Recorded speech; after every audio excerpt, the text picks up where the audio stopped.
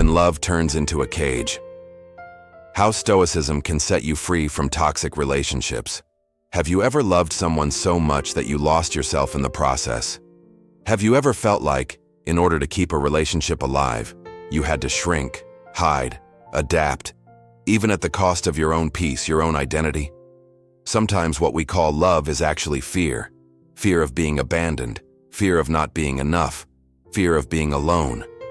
And when fear creeps in, love gets distorted. It becomes control. It becomes pressure. It becomes emotional blackmail disguised as affection. If you really loved me, you'd do this. After everything I've done for you, that's how you treat me. If you loved me, you'd change for me. This is not love. This is emotional captivity. And maybe one of the biggest traps of modern relationships is believing that surrendering your truth is an act of love, when in fact it's often a sign of emotional abandonment, of self-neglect, of dependency masked as devotion. In this video, we'll explore how Stoic philosophy, a path rooted in freedom, self-mastery, and emotional clarity, can help you recognize the difference between genuine love and emotional imprisonment. We'll look at how affection can become manipulation, how to identify the signs, and most importantly, how to free yourself internally, even if you stay in the relationship, without betraying yourself again. If you've ever lost yourself in love, if you feel like you're constantly walking on eggshells, if you give too much and still feel not enough, this episode is for you. 1. When love stops. Being love. True love doesn't suffocate you. It uplifts you. It makes you stronger. It nurtures freedom, not fear. But what happens when the affection that once felt warm starts to weigh heavy? When your partner's presence feels more like pressure, and your daily life becomes a cycle of pleasing, explaining, and apologizing? We often confuse love with attachment, care with control, devotion with possession. It starts subtly, small compromises, silent concessions, and before you realize it, you've lost touch with who you really are. The Stoics believed that genuine love is grounded in freedom and mutual respect. Epictetus wrote, "Wish for things to happen as they do, and you will be happy." This includes people. To love someone as they are, not as we wish them to be. But when you're trying to mold someone to fit your expectations, that's not love, that's projection. And when you constantly reshape yourself to fit someone else's vision, that's not love, that's fear. In this first session, we begin the process of unlearning, to see that real love doesn't ask you to disappear. It doesn't require you to justify every feeling or compromise your dignity to keep the peace. Love that demands you abandon yourself might no longer be love at all. It might be emotional captivity dressed in familiar words. 2. The cost of approval. When loving becomes submission. How many times have you stayed silent just to keep the peace? How many times have you ignored your own discomfort, swallowed your truth, or even pretended to agree, just to avoid conflict? When this becomes a pattern, love turns into emotional submission. And the most dangerous part? It often happens quietly. No one demands it outright. But over time, you learn. Speak less, smile more, agree quickly. Don't rock the boat. Eventually, you can't tell where you end and where the relationship begins. For the Stoics, your inner integrity is more valuable than anyone's approval. To betray yourself for someone else's comfort is, to them, a spiritual wound. Because love that requires self-erasure isn't love. It's dependence. It's fear disguised as devotion. Marcus Aurelius once wrote, "The soul becomes dyed with the color of its thoughts." When your thoughts are constantly focused on pleasing, fixing, or earning love, your soul becomes soaked in anxiety and self-doubt. Real Stoic love starts with virtue, with courage, with the commitment to honesty, even if honesty makes someone uncomfortable, even if it costs you validation. Not because you're selfish, but because you respect yourself enough not to lie just to be loved. Ask yourself, if I have to abandon myself to be accepted, then who, exactly, is being loved? 3. The shattered mirror. When you lose yourself to be loved. One of the most painful signs of a toxic relationship is losing sight of who you are. You look in the mirror and no longer recognize the person staring back. You wonder, where did I go? Who have I become just to be loved? And here's the truth. Most toxic relationships don't start that way. They begin with passion, with warmth, with the feeling that you finally found home. But over time, that home turns into a cage lined with sweet words and emotional pressure. You start walking on eggshells, you second-guess everything.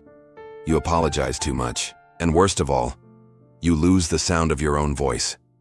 For the Stoics, this is the ultimate tragedy. To abandon your rational nature in pursuit of emotional security. Because when you give up your truth to preserve someone else's comfort, you're no longer living freely. You're living in fear. Seneca wrote, "No wind is favorable to the sailor who doesn't know where he's going." And when your entire identity revolves around keeping someone happy, you lose your direction. You become a ship tossed around by someone else's moods, opinions, and approval. But here's the Stoic turning point. You don't have to break yourself to be loved.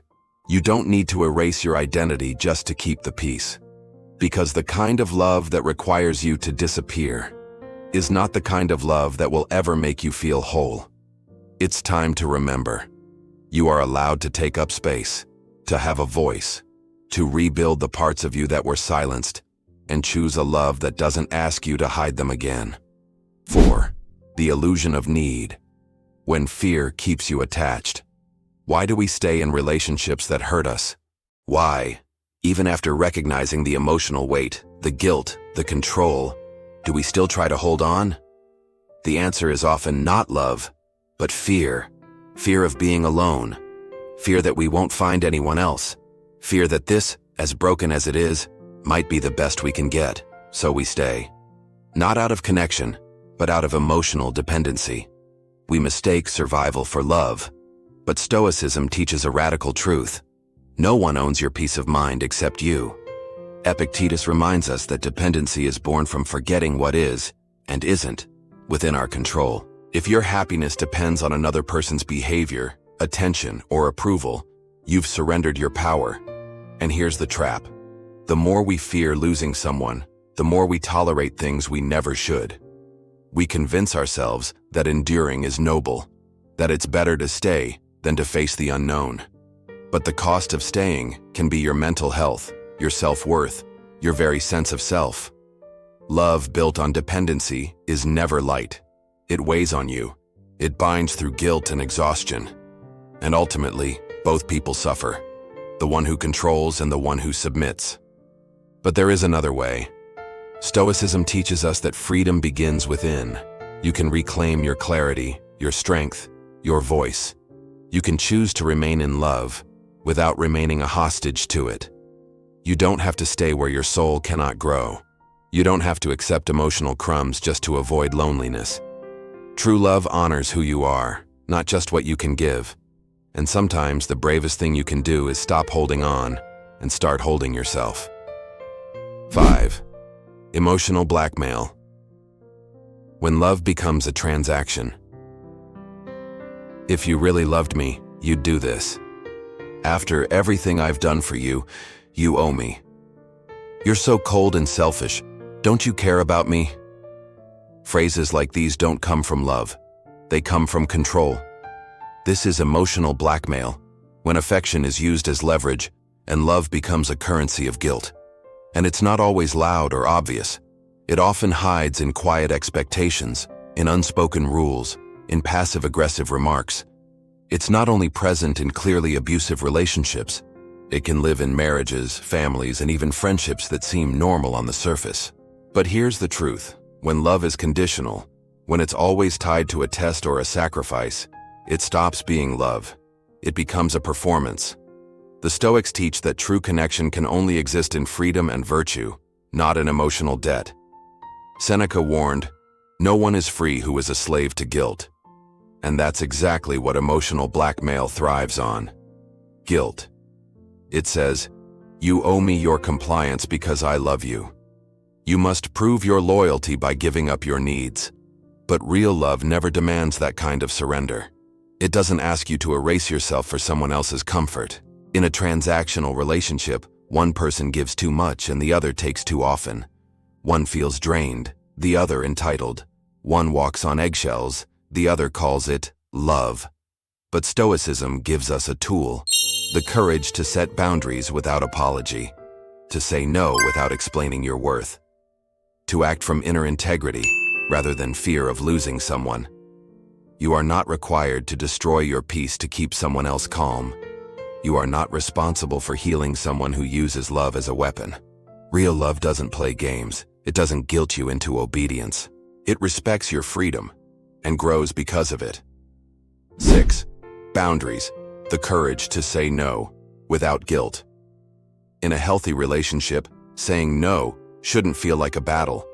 But in emotionally manipulative dynamics, setting a boundary is often treated like betrayal. You say no, and they get angry. You express discomfort, and suddenly you're the problem. You try to protect your peace, and they say you've changed. But here's the truth, you're not changing. You're waking up. One of the hardest parts of breaking free from a toxic bond is reclaiming your right to choose.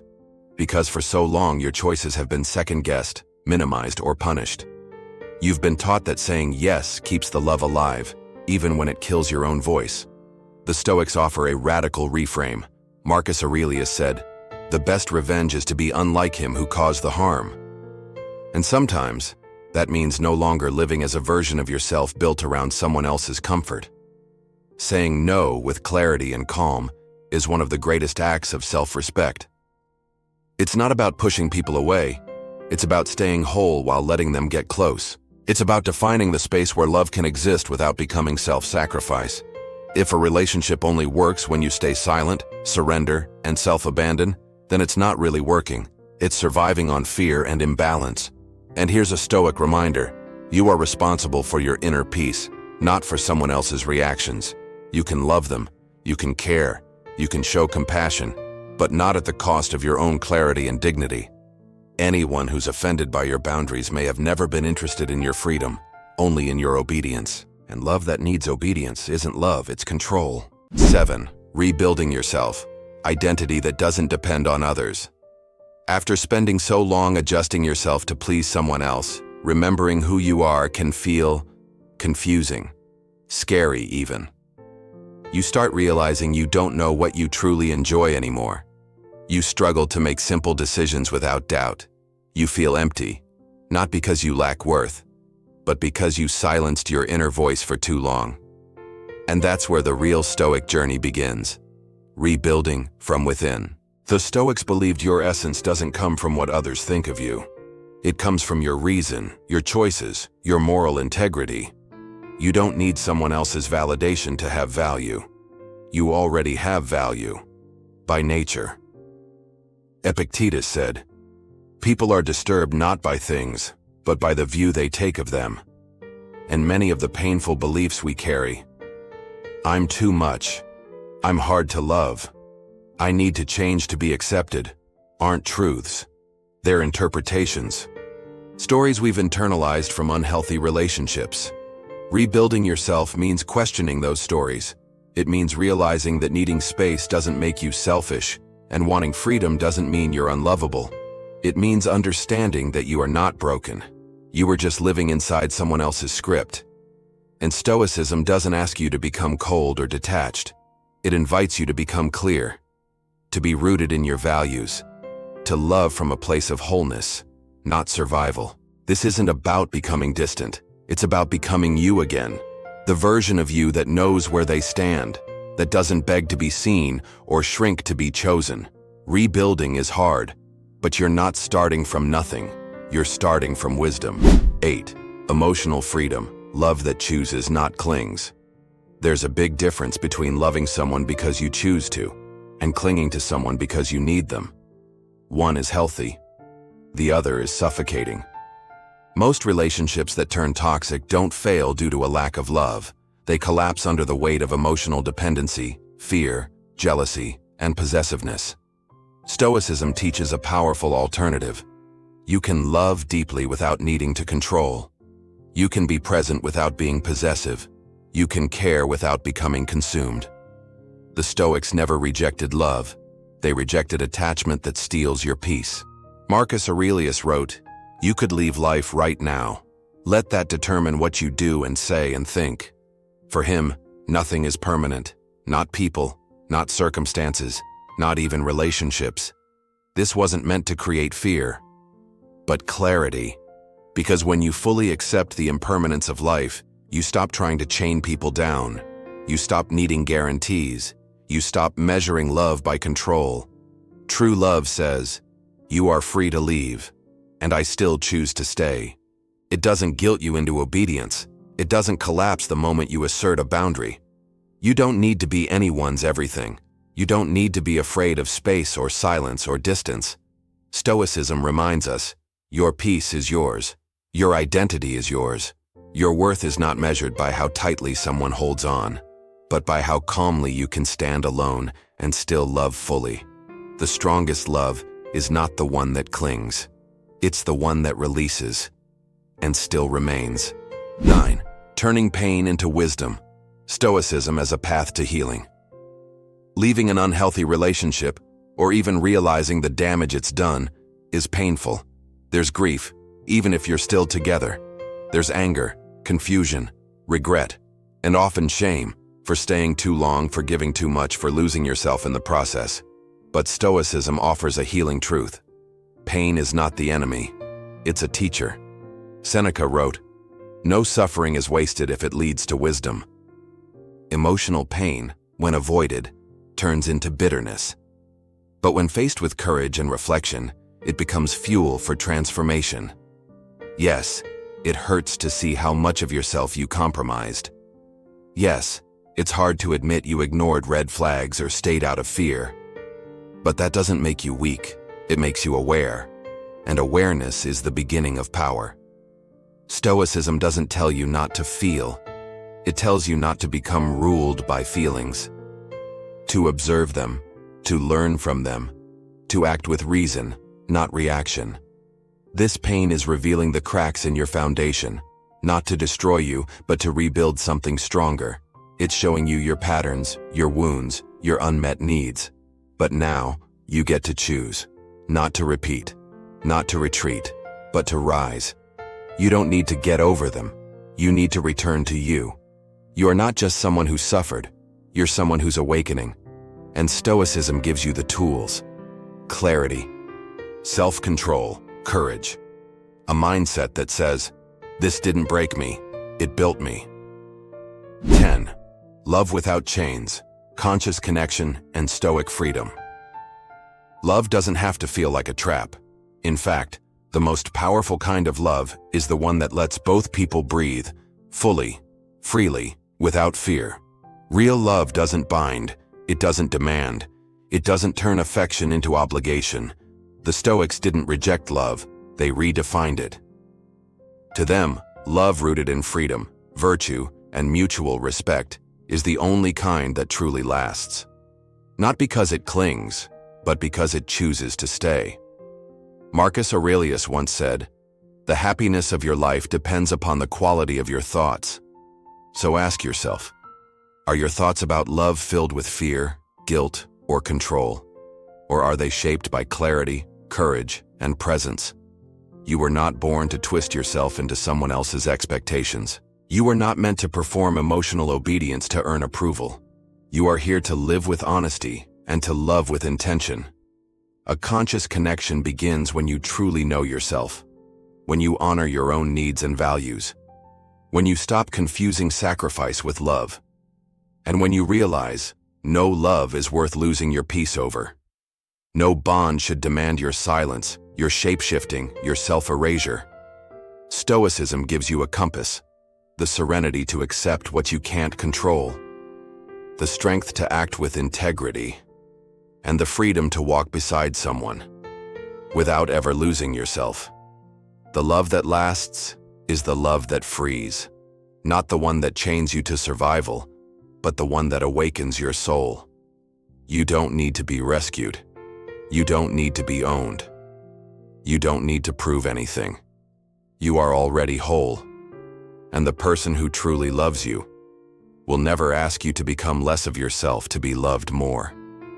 Have you ever wondered if what you called love was never really love at all? Maybe it was fear. Maybe it was emotional survival. Maybe it was just the need to feel wanted, no matter the cost. But now, you see the truth. Love that controls, manipulates, or erases you isn't love. It's emotional captivity. And if you've made it this far, you might be ready for the next step. Because it's not just about breaking free from someone else's control. It's about recognizing when you are the one clinging, demanding, or trying to control. In the next episode, we'll go even deeper. What happens when your own fear of losing someone turns you into the emotional jailer? When jealousy, insecurity, or fear of abandonment cause you to start controlling the person you love? It's time to turn the mirror around, and Stoicism is the path to see clearly. You won't want to miss what comes next. If this resonated with you, hit like, subscribe, and share it with someone who needs to hear it. Your freedom begins with understanding, and the next step starts now.